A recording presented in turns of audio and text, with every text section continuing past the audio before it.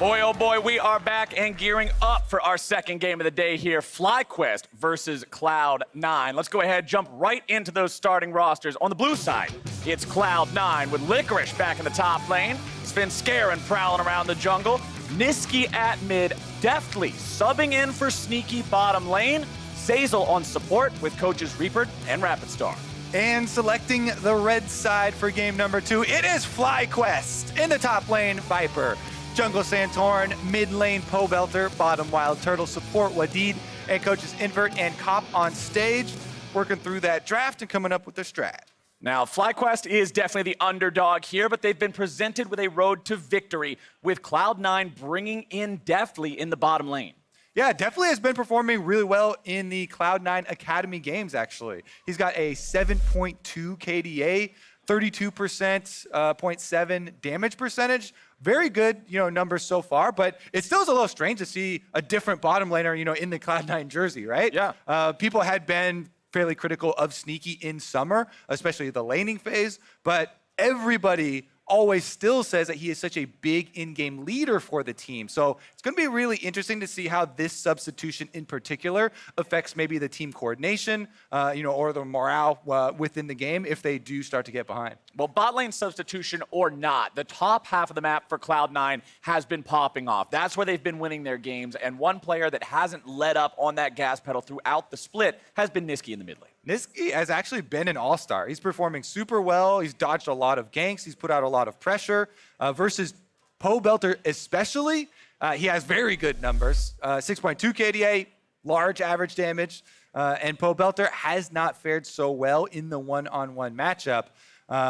Meanwhile, I have to say the advantage probably is going to be pretty big influence from the jungle. Svenskeren has really, really overshadowed pretty much every single jungler in the entire league. He's already one of the big candidates for MVP even. Meanwhile, Santorin here for FlyQuest, last split he was so big for them, but has a bit of a drop-off this split in summer, and he has got the lowest forward percentage of any jungler. That means time spent playing halfway across the map. The river is basically the line. So he's the lowest of the junglers. So he's playing a lot more defensively, a lot less counter jungling, also a lot less ganking. And FlyQuest is not faring very well with it. Yeah, if memory serves me correct, he was the only person outside of the top 3 teams in spring to be voted into one of the all-pro LCS teams, first, second, or third tier. But this time around, he just hasn't been able to find that same mojo that he did in spring. And up against a guy like Svenskeren, you better bring your A game or Cloud9 will run over you. Let's see how they want to do it here as Riven's getting banned away. A lot of respect to Viper being paid with that one. FlyQuest and Riven players, name a better duo. Keep that right now. As the Corki is also banned out, they want to take away that staple mid lane pick. FlyQuest banning out the Silas. Don't care about the 9.14 nerfs. Karma also taken off the table. Yeah, a lot of power picks come through. So if Corki's banned, Azir is left up, then there's a little bit of desync here, but we've seen a lot more teams opting for possible playmaking from the mid lane as well. All right, there's that second half of the deal, Captain Flau. All right. Twitch chat, I hope you're happy. You don't have Corki, you don't have Azir. Hopefully we're going to get something spicy here That in instantly mid-lane. means a Zed, right? Yeah, we got to see the Zed. We got to see some sort of pop-off assassin matchup here in the mid lane, but let's see what FlyQuest wants to spin their last ban here in these first 3 on. They know their opponents are targeting solo lanes, both in general and with that target ban for the Riven. They've already banned out a jungler, they've banned out a support. Okay, another powerful support. And I would have to say, on 914, I would even more so consider Lux a solo lane champion, as the shield got heavily nerfed, but her damage is even a little bit better. Some nerfs here to Yuumi when we went over them, but as we saw in the last game, Core JJ was just fine, and even though you can't get your mana back after jumping off with your empowered auto, works out pretty similar to what we have seen in the past in competitive Yuumi play. Sejuani picked up here for Santorin, and this may be a champion where he can be the front line for the team. He is the initiator with the Sejuani. As soon as you get that ultimate, you are making a play. Let's see if he can do that for them here. What else do they want to draft with this? Are we going to see a nice big meatball comp? Or are we going to see a bunch of artillery cannons that just happen to have a brick wall in front of them? 4 seconds left to choose. And all right, we got some power coming out in the bottom lane there. Love to see WildTurtle on champions with some outplay potential like the Kai'Sa. All right. Kaisa, also one of the big things about her that I really like to highlight is that she can join fights from a very long distance. And WildTurtle has always been an AD carry player that likes to join those fights. So I really like him on this champion. Gives him a lot more mobility and a lot more killer instincts, true to his name. All right, you get some big eyeballs there, Captain Flowers, for the Qiyana hover. I'm watching. Not quite yet. Could be even a jungle champion, by the way, as we have seen, but it is going to be Svenskeren back on that Jarvan. Well, if you want a bot lane that is hard to kill, Ezreal with a cat attached means he will be able to kite for days and days and days and days and days. Lots of projectiles. Yeah, seasons change, time passes by, Ezreal's still kiting. There is very, very big problems trying to initiate onto this champion, especially with Yuumi attached. We'll see if FlyQuest can do it because they are going with the Nautilus. We saw this played as the support counter to Yuumi last game. Arrow and Big, when they got help, were able to find kills on the duo of Doublelift and Core JJ, but because the dredge lines weren't properly lined up, they weren't necessarily popping off 2v2. We'll see this time around if Wadid can dial those in a little bit more accurately. Yeah, again, a lot of that bottom matchup is going to swing on jungle presence. That's kind of why we've had our eyes on the Svenskeren versus Santorin matchup, and we'll try and track their time spent, especially in the early game. It's always so interesting because so much of the decision making is down to the junglers. Here's some solo lane bans though. A lot of these possible, pop-off solo lane players, Viper and Licorice are both, carry top lane players. So Aurelia taken out, Camille taken out, both possible solo lane champions that can run away with the game if ganked for successfully. And there's the Poppy that we saw last time around, those 9.14 Like buffs. I said, carry champions! Yeah, carry champions. I think they're banning TFT Poppy with the new Busto hammer. Yeah, big Slams everybody. But Cloud9, you got one more ban to go. Obviously, we're looking at those solo lanes. We'll see what they continue to prioritize. They know they're up against Viper, who's known to pop off on carry champions. High mechanical demands when he's given the chance. And hey, there's a carry with a lot of mechanical potential. So Qiyana not getting picked this game. We have heard some tell that Viper is a very good Qiyana player. So actually not always mid lane ban. We already saw it flexed into the jungle, so it could as well be a top lane ban there. And with the spicier ones you were looking for banned out, Captain Flowers, you get the old and steady here. Aatrox is locked in with the ready counter pick of the healing reduction Kled.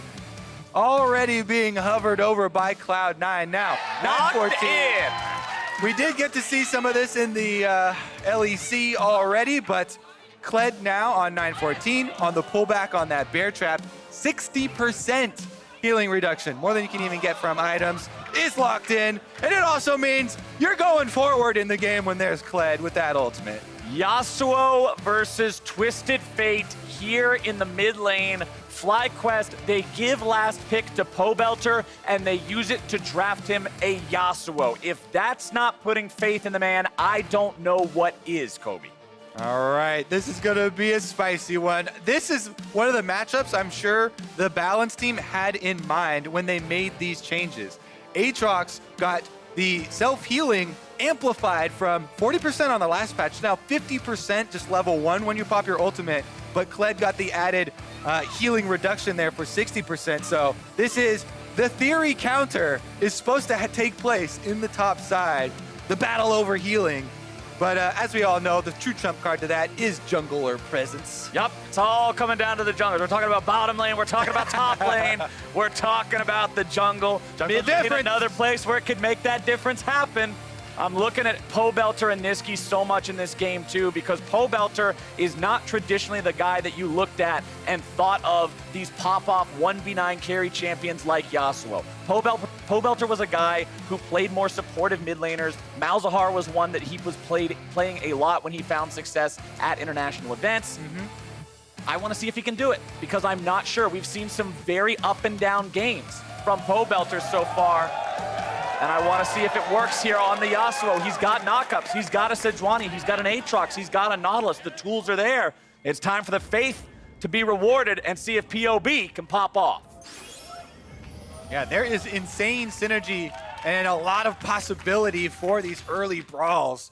Sejuani passive works so well with melees, so he's got double melee solo laners and a melee support on the bottom side that wants to go all in. Literally every lane should be active! And we're gonna flash in. Fight's already gonna be starting here at level 1. Nisqy looking to get himself away from that one. Aatrox not finding those knockups, but it's the bear trap on a rope, bringing Viper right back in. Flash out for the FlyQuest top laner, and the level 1 fight is going to settle down. Now everybody's going back to base, and while we have only a moment to breathe before minions spawn, I want to throw things over to a sideline report with Ovely and Reaper. Thanks, guys. Reaper, we just saw them scuff it out in the mid lane. I want to ask what your first reaction was to that first. Oh, it's actually angle. It was good. It was a good level 1. All right, well, now I want to ask about Deftly because he's the surprise sub in the surprise trade that no one expected. So tell me, how's he going to do on this team, and why was he subbed in this week? So we are looking for 7-man for playoffs and for the future. So Kumo and Deftly is most gonna likely compete at that spot. So giving them time to play and prove them are worth it. So that's the process right now. Now, is it already decided over them versus the Golden Glue Svenskeren that you guys were carrying on with last year? Probably for now, yeah. Awesome. Well, best of luck to you and the team for the rest of the game. Back to you guys. I love when we get those insights to the possible, inner workings of the teams. And it actually puts a bigger spotlight on this bottom lane now. Definitely is on tryouts on this stage right now, trying to earn a spot as one of the subs heading forward for those best of 5s. I mean, you heard Reaper's words. This is his chance to prove he's worth it. That's quite a lot to be put on you when you're just now joining the team, but it's also a really cool opportunity. Prove it! Time to show what you're made of. Definitely trying to get himself back here. Santorin's there, Wadid is there, he's gone fishing, and they found exactly what they were out there for. That's first blood over to FlyQuest. Wow, what a rough start to the tryouts here as he gets ganked so early. And I really want to highlight how incredibly early that is, because this is one of the longest routes. We saw this at MSI from the European teams, and immediately the North American teams picked up on it. Here's how it plays out bottom. It's immediately Sejuani, Santorin walks in there, able to get the knockup, and Wadid lines that one up. He didn't even have flash, by the way. Wadid used his flash in the level 1, in mid lane, and that was going to be a huge disadvantage for them. However, he's able to get it here because of the setup from Santorin. And let's take a look at it once again. We can further examine, because this was a red buff route all the way down through here, through no vision, around to the gank bottom side. So that is the earliest possible gank for a bottom lane to have to worry about on the side of C9, knowing that is a red start for Santorin. And that is something that happened to North America twice at MSI and has since been used by multiple teams here. An award was placed in the tri-brush there by Cloud9 to prevent a return gank from happening, and it's a good thing it was, because Santorin had already revisited this bottom side. You can see he used the sweeper to clear out the vision that he was on top of. He'll continue farming up, and yes, Svenskeren counter jungled a little bit while the play was made, but that's a trade that you will take any day of the week. As Licorice is controlling this top lane here, has the farm edge over his opponent. Pobelter shoving Nisqy back on this TF. Nisqy with the Kleptomancy, just trying to land those auto attacks, get the gold income flowing. All right, trying to push the lane out here with Pobelter here. Santorin softening up the cannon minion. Svenskeren joins though. Now it's a 2v2 in the mid. Can they finish off the wave? Santorin throws out the flail, but doesn't really find much with it. Pobelter backing himself away now. They would have had the cannon minion there to help out the 2v2 if Cloud9 decided to take that fight for whatever reason, and Nisqy was very low, so C9 just wants to chase him away and then relax a little bit. And back here on the bottom side, without the flash available on Deftly, that means this Ezreal is punishable if Wadid is able to line the dredge lines up correctly and bait out the arcane shifts. Yeah, that was a big turning point, because as we saw the example in the game 1 of today, where Team Liquid had the Yuumi lane with Lucian, very similar. Lucian does have a dash as well, so super mobile and hard to land those skill shots from the Nautilus for your all-in. But if you get a successful one this early and blow the flash, it really relieves a lot of the possible pressure that comes out of, spam projectile as well as mystic shot damage from C9. Even so, though, you see how far Turtle and Wadid are playing back now. They know that they are also a possible target of jungle attention.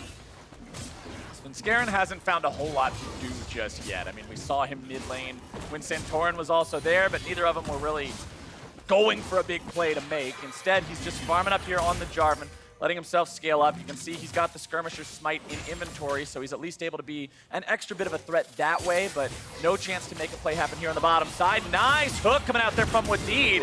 WildTurtle and Wadid forcing out the 2v2 here. Svenskeren making his way back down into the bottom lane, but he's on top of a ward. I was a little bit, I was curious why Wadid uses Ignite there, because they had full vision of Svenskeren. I'm pretty sure they knew they weren't going 100% for the kill, and it was just going to be a punish, but Wadid actually uses the Ignite. It cuts some healing and you get your tiny bit of damage anyways, but you usually want to save that for the all-in. Yeah, it's Yuumi. It's not like you're going to shut down all the healing she can do for the next couple minutes. And a lot of her healing is, percentage health missing based anyways, so getting her lower means she will be able to heal. Well, Svenskeren does track Santorin down on the second visit here. Both junglers will be arriving towards the bottom part of the map. As Santorin throws out the flail, everybody disengaging with Wadid at only half HP. FlyQuest doesn't want to take this fight. And look at the positioning on this minion wave.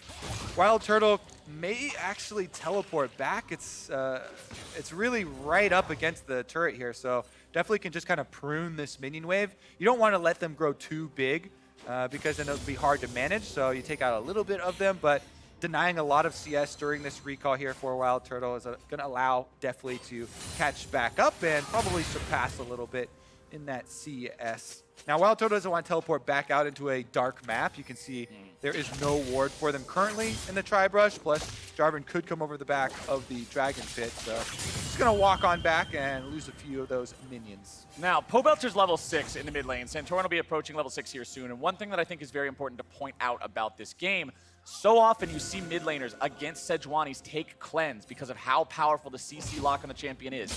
Nisqy has not done that. He is playing strictly for the late game macro potential with the teleport here. And that means that if Santorin and Pobelter are able to find the combo and that initial CC from Sejuani onto this guy, 100% dead, flash doesn't matter. Yeah, I think he's just possibly looking at all of the knockups on the team and he's like, you know what? That would be maybe a drop in the bucket. There's so much CC on this team. Whatever. Literally every other person on the team except for Turtle is going to be bringing some form of crowd control for FlyQuest. And that is why in Champ Select we were thinking, FlyQuest, this is a all-out brawl team. If this was a TFT game, like a lot of these champions are going to be classified as brawlers. FlyQuest will continue farming up for now. Back in the mid lane, you can see the phage in the inventory of Nisqy means that it is absolutely going to be the Trinity Force auto attack style Twisted Fate. More powerful in the 1v1s, very effective split pusher, has a little bit more HP as well. The top side, full-on 1v1 between Viper and Licorice. And you can see Licorice putting those grievous wounds to good work here as Viper's taken down to about half HP. Licorice going to continue looking to find the all-in here as Nisqy shows up with the gold card. Viper can't outplay it, and Cloud9 get away. Nice kill. And Licorice didn't even have to flash there. It took one more tower hit as the D-mounted Kled. No summoner spells used, really good coordination with the Twisted Fate ultimate. Nisqy's able to get up there, and they get the first kill for Kled. That's going to start a snowball, and Licorice is going to be very difficult to deal with. Santorin, though, going to take the Constellation prize. Infernal Drake is actually a very powerful prize for the mid laner going through the top side, and then Nisqy recalling and using his teleport back to mid lane. FlyQuest actually decently happy that at least they're able to get the Infernal Drake off the back of that top kill. Turtle and Wadid are eating a little bit of damage here. The Prowling Projectile will find some slow, but with Svenskeren hanging around, FlyQuest have to be careful to not push up too far. You can see Svenskeren patiently waiting in that Tri-Brush just to make sure. But let's take another look at how this happens top. All right, goes all in with the Kled. You can see the bear trap on the rope, pulls him back, and he's able to get the healing reduction. Goes all in. Huge damage early from those vicious strikes. He lands a second bear trap on the rope. That's when they know they're going to go on. Viper tries to flash to get some sustain there so he can heal tank basically under the tower because he knows he's not going to be able to flash away from the Twisted Fate. There was no distance that he could gain to get out of that gold card range. And he goes down. Burning the flash as well is going to be dangerous for a repeat gank. Meanwhile, though, river play. Svenskeren walking up into the face of two FlyQuest members, and he's just way too far forward. Its TP's coming down everywhere as Deftly comes over the wall. Cloud9 could be in trouble. Wadid's gonna fall down next. Nisqy flashing away, keeping himself alive. More damage coming through. Santorin's trying to kite away, and he will be kept alive. Licorice now pressured to run himself back as well as WildTurtle goes forward the way only WildTurtle can as they continue to chase down after Cloud9. Viper's able to clean that one up, and FlyQuest get exactly what they're looking for. That is exactly what we mean when we say they're looking to brawl, Captain Flowers. FlyQuest able to find the fight. 2 members in the river there. Svenskeren was expecting less maybe, but as soon as the knockup lands, boom, Yasuo is there. We talked about in the last game, Yasuo mid lane could just join the fight from a screen away as long as there is a knockup there, and they immediately remove Svenskeren from the equation. And with the extra members here, yeah, so he sees Wadid and Santorin. Maybe he thinks they're not going to be able to hit that knockup. That's insane. They're able to kill him. He flashes and stopwatches. Then all the teleports come through, but the damage has been done. FlyQuest are able to go full steam ahead. They get the counter kill there on the side of Cloud9 because they rotate up and they take down Wadid, but Santorin gets out, so it's only the 1 kill, and as you know, they finish the chase. We're not done yet. Licorice gonna charge into the bottom lane after Viper gets most of his health bar, but won't take the entire thing, and Viper will be allowed to back himself up here, and we'll see what Deftly can do here in the top side. Looking at how he's stacking up here in his main stage game. He does have a farm lead up against his opponent in WildTurtle, sitting on 1 kill, 1 death so far, up about 400 gold.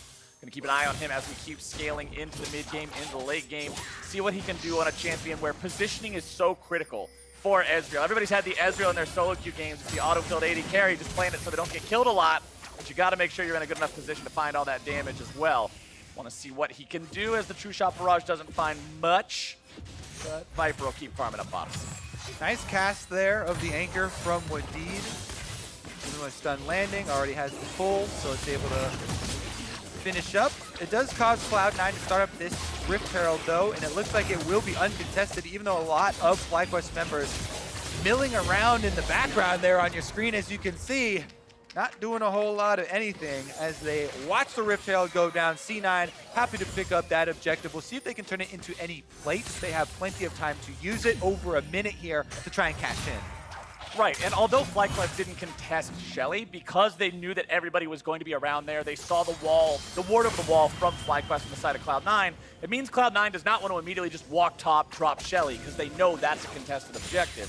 Instead, Svenskeren will head back onto the bottom side of the map. You can see a, hey, this is warded, I'm clearing it out ping coming out from Svenskeren there as he picks up his own red buff.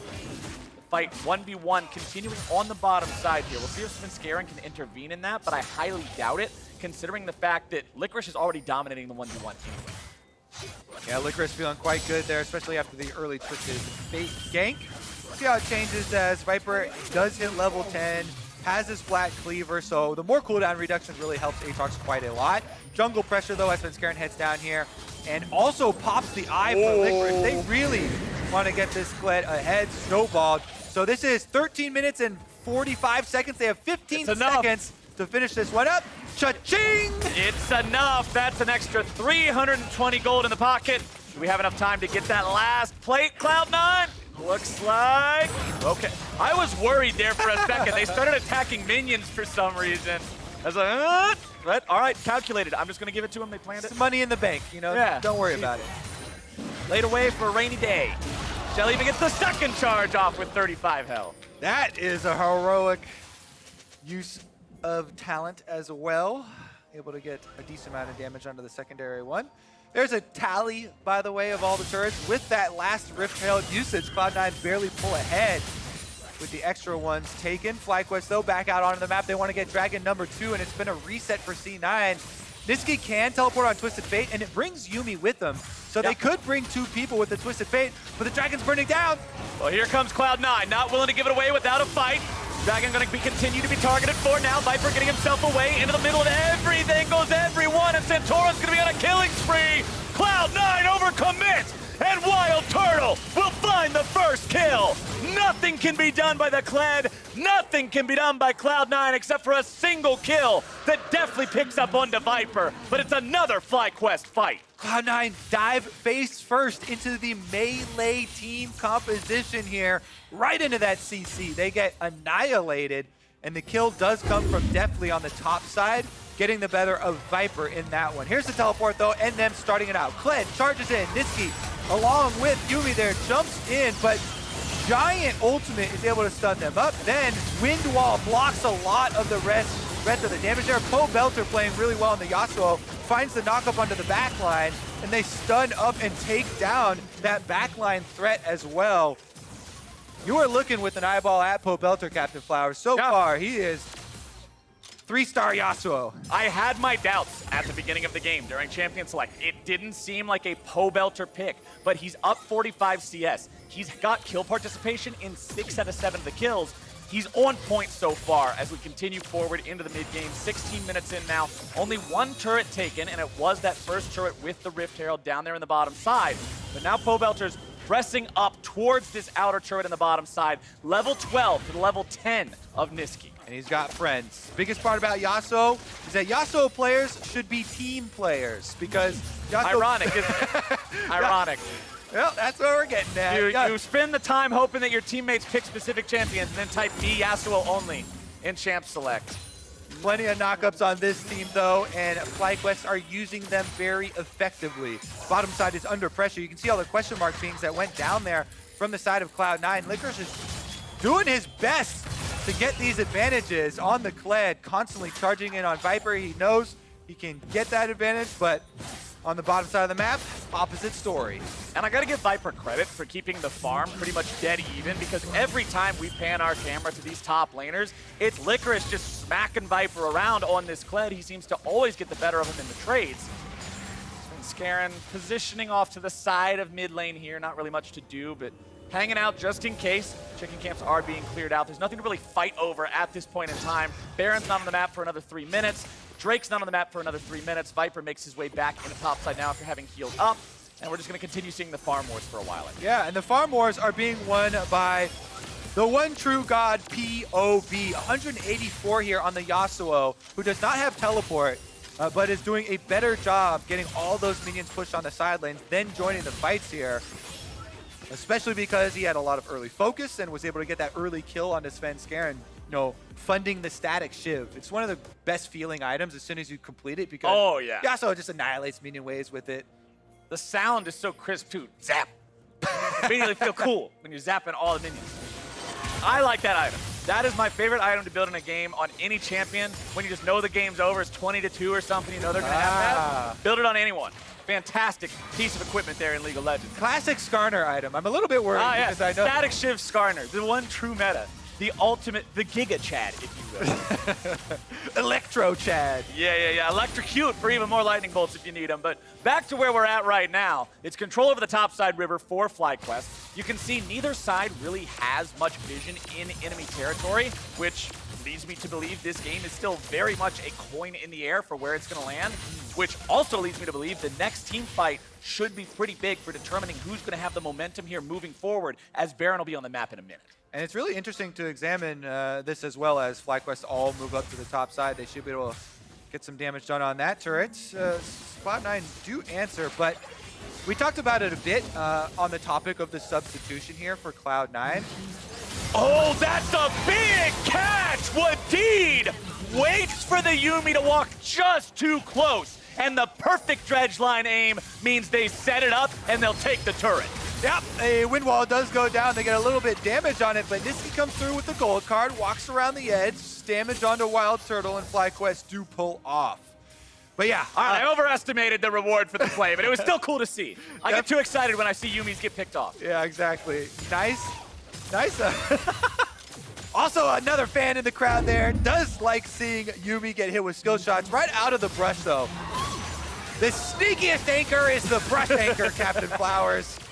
Wadid's able to fire that one for Fog of War, so it reduces your time of dodging. Yuumi is notoriously slow because it doesn't have to buy boots, because usually attached to a champion, Doesn't have flash because usually attached to a champion. Yeah, and that's why I not just able to referred dodge to her. that because usually attached to a champion.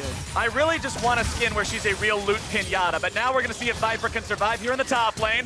Cloud9 trying to collapse with 3 different members. The Charge, the Twisted Fate ult, everything committed up here for this play. They will get themselves the kill, but what comes after? Tier 1 turret nearly going to be taken down here. FlyQuest cannot collapse for anything afterwards, and it's a good move from C9. Yeah, Cloud9 have had it with the dirty Aatrox pickers, I guess, because they are trying to camp Viper relentlessly.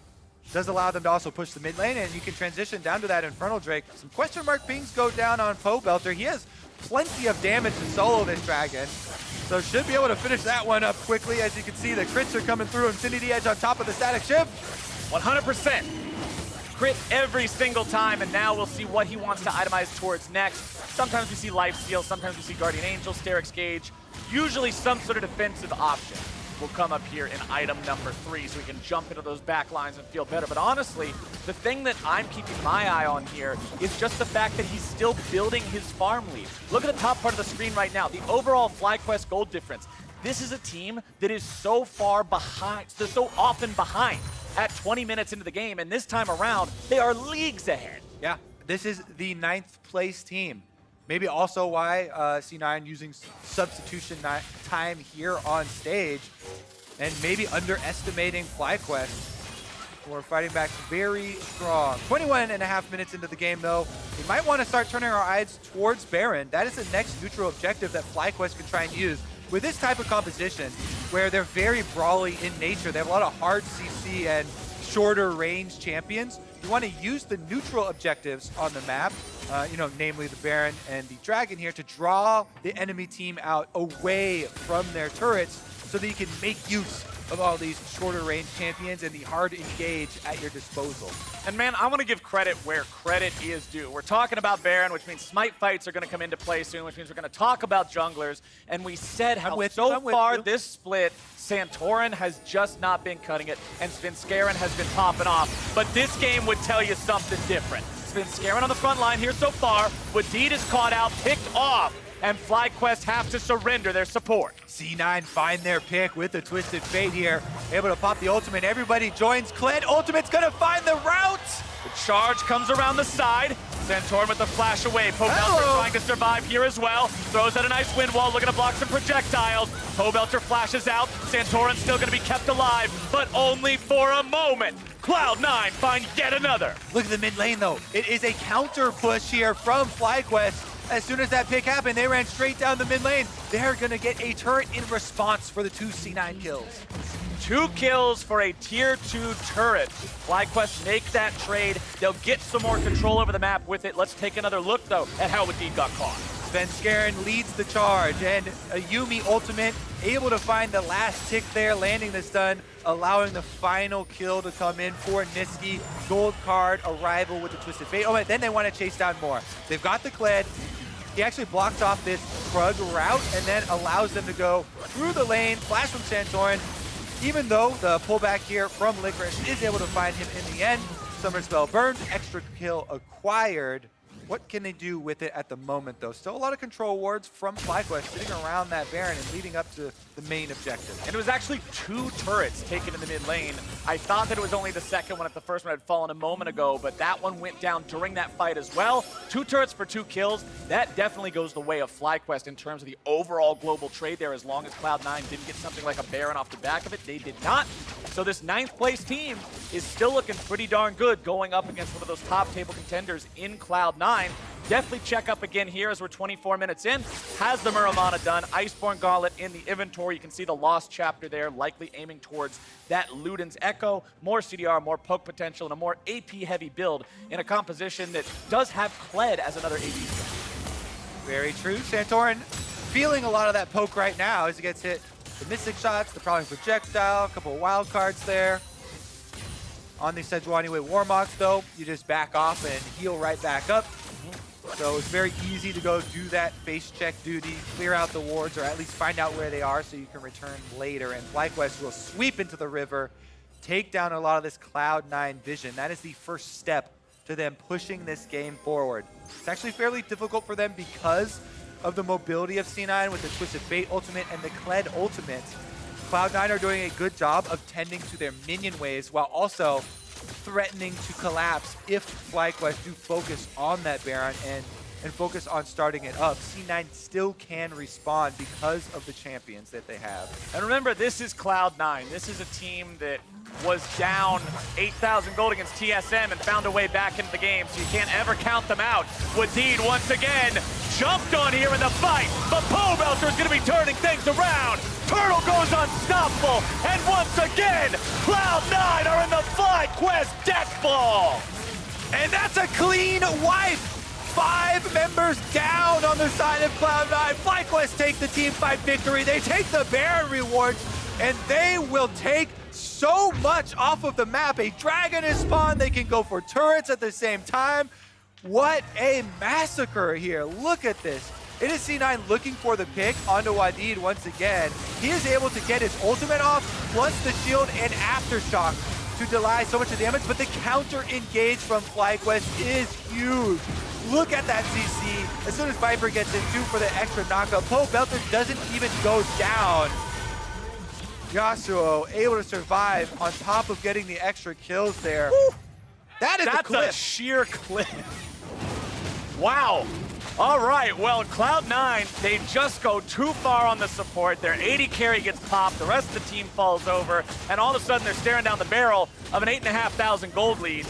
7,500, excuse me. Got to make sure I'm accurate here about how quickly FlyQuest is ballooning this lead, because this team's now in an incredible position, Kobe. They've still got 2 tier 2 turrets to take down on the Cloud9 side. That's just freestanding money before they push into base. Double Cloud Drake and double Infernal Drake on the side of Cloud9 as well. So all of the Drakes that empower them to go end the game quicker, run down there faster, and also have extra damage when they get there. Right now, they're trying to push 2 lanes at once, make use of the Baron to get mid up to the inhibitor, as well as bottom here being moved up by Viper. And it should allow them, even with the short-range team, to threaten a dive. FlyQuest need to play this cleanly. This is so often where we see lower ranked teams falter and fail against higher ranked teams because they don't know how to cleanly close out the game. The daunting task of approaching the walls with the turrets in the base really puts you in a spot where it's easy to overcommit, easy to overestimate just how far ahead you are. The FlyQuest command a compelling lead. Licorice will continue to maintain his position between the tier 3 and tier 2 turret. Mid lane tier 3 nearly taken down already. Cannon minions doing a good job contributing to that. Bottom lane tier 2 finally falls, and FlyQuest will maintain the 2-lane push. It's POB mid with the Yasuo continuing to shove those waves out, while the same thing is being done by Viper here in the bottom side. Okay, if you're on the side of Cloud9, you're looking for an opening to hard engage while they're split, but it's too late. FlyQuest inside the base. The Baron buff did enough damage on that mid turret. There are only 2 autos left, so they just move in and take down the defenses. Now Cloud9 are staring at an inhibitor that's slowly getting whittled away. Good little bit of poke found its way onto WildTurtle here from C9, but when Turtle can return it like that, Deftly immediately has to be healed up by the Zoomies, which do a good enough job at making sure he's topped off. The Void Seekers continue flying out, and WildTurtle takes down inhibitor number 1. FlyQuest now going to reallocate those resources, keep Pobelter in the mid lane to apply pressure to the Nexus turrets while rotating more bodies towards that southern side. Allow extra pressure to come in with Viper towards this tier 3 in the bottom lane. There are still 15 seconds remaining on Baron, which means if you're making a push, it needs to be this one. All right, Baron on the tower right now. They go for it! They're going for the dive. Underneath the turret they go. Svenskaren's going to be on the front line. Santorin going to be soaking a lot of damage. Turtle into the stopwatch, giving himself alive. Only for a moment as Pobelter goes into the back lines. He'll find the kills he's looking for, and Cloud9 is routed. Licorice still stands, but FlyQuest have control over the game and the C9 base. Cloud9 don't have much left. Clip, it's Licorice. Licorice over the wall, stunned up. Just gonna be CC'd here. Santorin will be as obnoxious as he can. Waste Licorice's time. FlyQuest is on to the Nexus turret, and in an upset victory, will take down Cloud9 and keep themselves alive here in this game, in this race for playoffs. We'll see if they can keep it up, because right now, they're looking pretty damn good.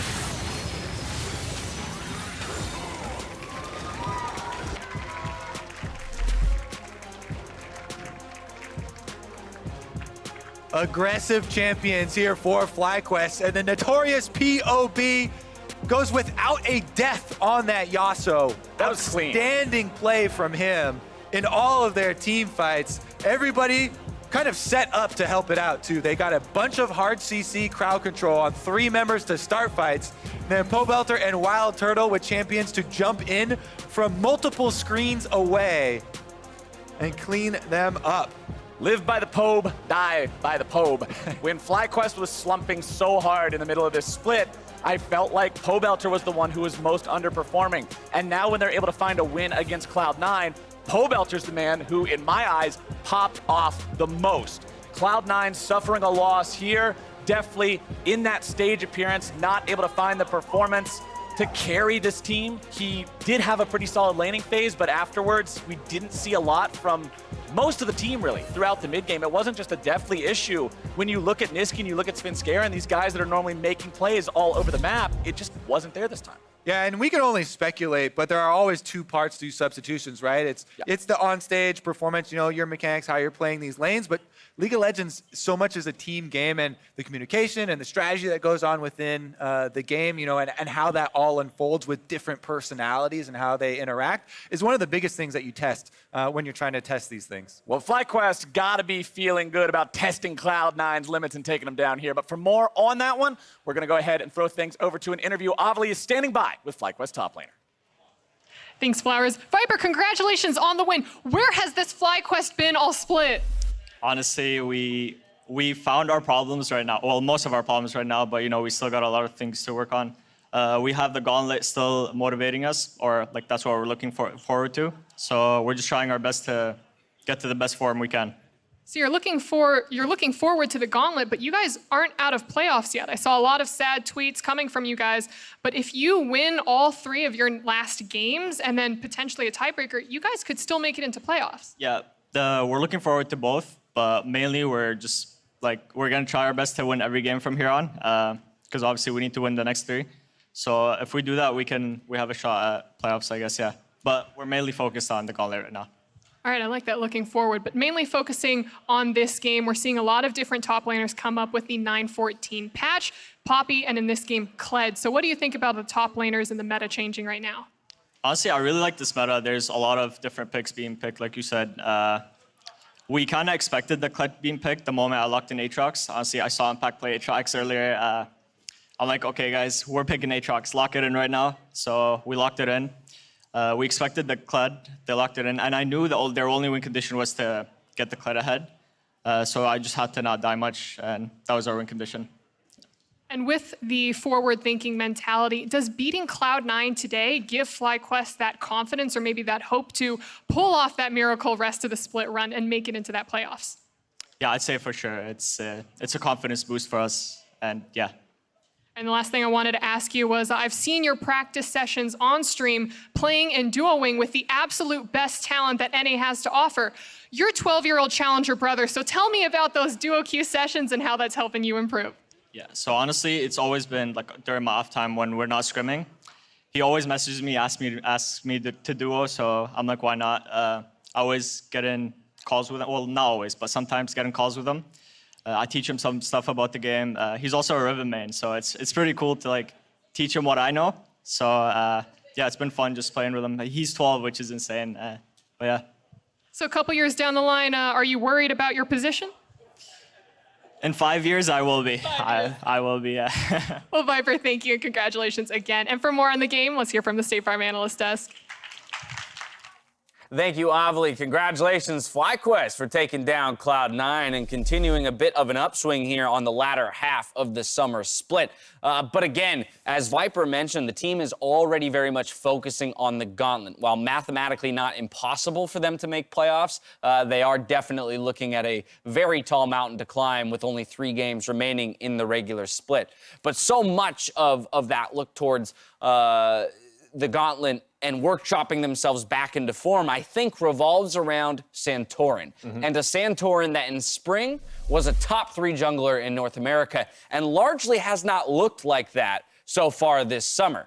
That changed today, though. The big thing is that the old Santorin or spring Santorin would gank a bunch, right? He'd be able to find himself affecting the lanes, and then now at the beginning of summer, we had games where legitimately he'd go for 0 ganks in an entire game, and that's just unacceptable. This time around, I think he's accepting that, you know what, I need to just be helping my lanes out a ton more. Was all over the map, ganking mid, top, bottom, constantly, even sacrificing his camps with a level 2 red to bot route. So really just refreshing to see him bringing back what he knew he could do before. And that's especially why I like that first gank path, because that can be preset. You know, like you don't need to sit there and read the map and try and find the optimal gank. Just say, I'm going to go for this. And as long as it looks somewhat like a real option, you go for it. And that gives him his first gank a lot easier than having to sit there and read it. So I hope they go for a couple more of these kind of preset level 2, 3 ganks to get him jump-started, because once he started this game, he was off to the races. Right, get the pressure on the map early and then keep it rolling. I think it is preset because the wave was shoving towards FlyQuest, so they let the wave push in, then wraps It's right a Yuumi around. lane. It's going to push, yeah. Yeah, without a doubt. So yes, early start for Santorin on the map in terms of pressure, and I think in the face of one of the best junglers in the league, Svenskeren, that kind of bodes even better for him. Svenskeren will be kind of the center of our next replay, which is a questionable one for Cloud9 here. A good fight to take, but perhaps a little too quick on the trigger or disrespect. No vision. Yeah, well, they actually have okay vision here because they know this is coming off a reset, so they know Kai'Sa is going to be coming down through the bot lane. If you look at the mini-map, they actually have the inside track from their bot lane. They also are going to be able to TP earlier in on this play. So they're setting up knowing that they're going to get more people to this play on time. The problem is Sven kind of disrespects the Yasuo engage. Yasuo comes flying in so fast, and they combo together. He saw the entire people there. He just didn't think he would die that fast. So even though they kind of get there at similar-ish times, they already are down a man. And so both teams were really on top of what they were trying to do there. The Kai'Sa as well being able to come in.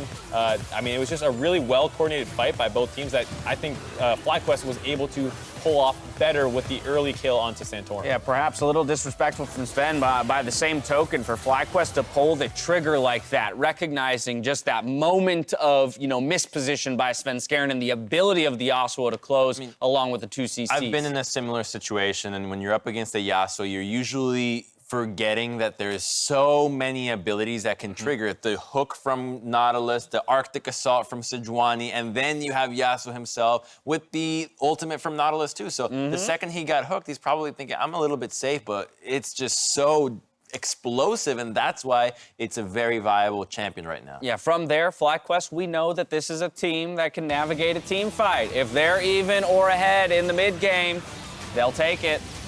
And this was after C9 had found a lot of kind of side lane pickoff attempts, and then they go for one right in front of the Baron where they're all grouped up on FlyQuest's side. So they're able to slam that fight. They had great Drake control. They had 2 Infernals at that point, so they're way stronger in the 5v5, and they completely crushed C9, who were hanging around for a little bit. Look at that damage coming out of Santorin, actually. Yeah, Sejuani with the max HP damage, but anytime you have a Twisted Fate that's trying to teamfight, you're probably going to lose. It's just not the champion for it, and Yasuo is a really great answer for him. A lot of the times he's able to just win well both the stun, the damage, and then the Ezreal as well. So you get a 2-for-1 on that one. If Nisqy gets a hit on the carries, there's just no counterplay for them because the Jarvan is, again, nowhere near as tanky as what Sejuani brings to the table. This is a very much play to the side lanes, which is why Viper was saying, you got to get the Kled ahead, because it's just not going to happen bottom lane with Ezreal Yuumi. I think this is a victory that FlyQuest will be very happy with, and as Viper said, they'll take it as a confidence boost and momentum looking towards that gauntlet, trying to make sure that if they can run the gamut there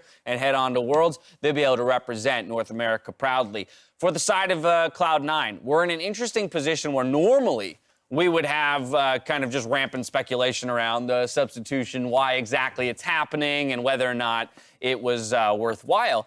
But interestingly, we had the opportunity to talk to Reaper, and so he kind of laid out for us a little bit the logic behind it all, which is that, okay, if we've decided that we will be using Blabber to some degree in a 6 to 7 man roster in playoffs and still have 1 slot to fill, we're essentially deciding between Kumo for Licorice as a sub or Deftly for Sneaky as a sub. And so, what is our thought here with that logic or that context? Well, I thought it was really interesting as well. He said no Golden Glue wasn't even in the consideration, which speaks to how well Nisqy is playing. True. Because Golden Glue's doing fine in Academy. Yeah. So that speaks to how important he is, that they're more concerned either about Licorice's risks.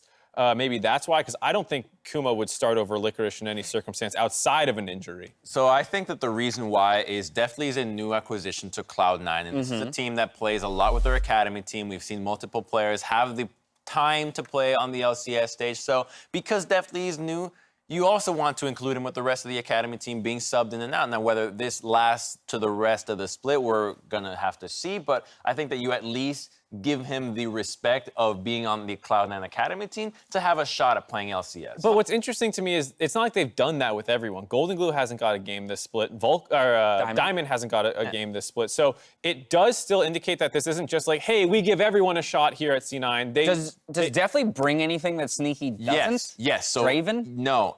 In Draven, Sneaky can't play Draven, but in Academy just 2 days ago, Deftly was playing Swain bottom lane. They played a Swain Pike bottom lane, so he might have a different champion pool than Sneaky. And he also played a Misfortune yesterday, which we haven't seen Sneaky play this split. So yeah, he played the Heimerdinger too way back. So that's true. I don't know. Maybe it's finding the best option of the 7 people, and if Licorice is going to be healthy, Nisqy is a key point in the mid lane, like what's the next best piece you can try and find? Yeah. It's not necessarily like one person's playing bad. I think you hit the nail on the head there. In a world where Licorice is perfectly healthy, I don't see how you could possibly sub him out or any reason why you would do that. And so therefore, yes, I'm looking more at a bot lane that has seemed to struggle throughout this year for Cloud9. And so we'll see what the decision is when the time comes. But for now, we're heading to a break. When we return, it's Golden Guardians versus 100 Thieves. Meet us back here for Game 3 after this. I had a Deft on my roster 3 years ago, and I got a Deftly, a slightly downgrade. Same thing. Only little, right? Deft. Time to show what you're made of. Definitely trying to get himself back here. Santorin's there. Wadid is there. He's gone. Santorin's going to be on a killing spree. Cloud9 overcommit. And WildTurtle will find the first kill. Nothing can be done by the Kled. No flash. I'm ulting it. We should finish Nautilus for sure. Look, TF the flash. Kled after? Yeah. Okay, nice. We But underneath the turret they go. Svenskaren's going to be on the front line. Santorin going to be soaking a lot of damage. Turtle into the stopwatch, keeping himself alive. Only for a moment as Pobelter goes into the back line. A great product can define the present, but it takes the unprecedented to define the future. To go beyond what's next and change the world of gaming. To make history, break ground, and force the universe to take notice. The world's most powerful and most upgradable gaming laptop with Intel Core processors, the Area 51M, defines the future of gaming.